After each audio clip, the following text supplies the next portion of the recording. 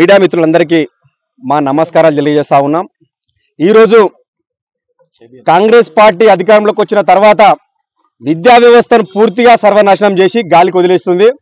కాబట్టి కాంగ్రెస్ పార్టీకి ఒకటే మేము తెలియజేస్తా ఉన్నాం, ఇప్పటికి కూడా కాంగ్రెస్ పార్టీ అధికారంలోకి వచ్చిన తర్వాత ఏ ఒక్కసారి కూడా ఫీజు రీయింబర్స్మెంట్ ఇవ్వలేదు। దానికి 8,000 కోట్ల పెండింగ్ బకాయిలు అయిపోయినాయి। దానివల్ల ఫీజు రీయింబర్స్మెంట్ రాక ఇక్కడ విద్యార్థులను ప్రైవేట్ విద్యా సంస్థలు కానీ బాగా ఇబ్బంది పెడతా ఉన్నారు। కాబట్టి ఫీజు రీయింబర్స్మెంట్ రాకపోవడం వల్ల ఎంతో మంది విద్యార్థులు డ్రాప్ అవుట్ అవుతున్నారు। దాన్ని మీరు దృష్టిలో పెట్టుకోవాలని మేము కాంగ్రెస్ ప్రభుత్వాన్ని మేము కోరుతా ఉన్నాం। మా బీఆర్ఎస్ పార్టీ ఉన్నప్పుడు విద్యార్థులకు ఎంతో రకంగా మనకు ఫండ్ ఇచ్చి ఎన్నో రకాలుగా విద్యా వ్యవస్థను మొత్తం ఆదుకుంటా ఉంటే కాంగ్రెస్ పార్టీ అధికారంలోకి వచ్చిన తర్వాత విద్యా వ్యవస్థను పూర్తిగా సర్వనాశనం చేసేది।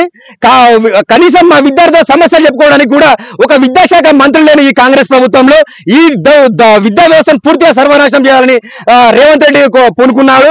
మేము ఇక్కడ నుంచి తెలియజేస్తా ఉన్నాం, విద్యా వ్యవస్థ ఈ అకాడమిక్ ఇయర్ స్టార్ట్ అవుతోంది, ఇప్పటికైనా ఫీజు పెండింగ్ లో ఉన్న ఫీజు రీయింబర్స్మెంట్ మొత్తం ఇవ్వండి। మేము ఇవ్వకుంటే 1,000 మంది విద్యార్థులు సహా అందరం కూడగలుపుకొని మీ సచివాలయాన్ని మేము ముట్టడిస్తామని మేము తెలియజేస్తా ఉన్నాం। ఇప్పటికి కూడా కాంగ్రెస్ పార్టీ ప్రతి ఒక్క యూనివర్సిటీకి ఇంతవరకు పెండింగ్ ఉన్న బడ్జెట్ కూడా కేటాయించలేదు। అదనంగా 1000 కోట్లు మేము కేటాయించాలని కూడా మేము కోరుతా ఉన్నాం। ఇప్పటికి ఎంతో మంది విద్యార్థులు ఎవ్రీ ఇయర్ డ్రాప్ అవుట్ అవుతా ఉన్నారు। ఈసారి ఉత్తీర్ణత శాతం కూడా గత సంవత్సరంతో పోల్చుకుంటే ఈసారి చాలా పడిపోయింది।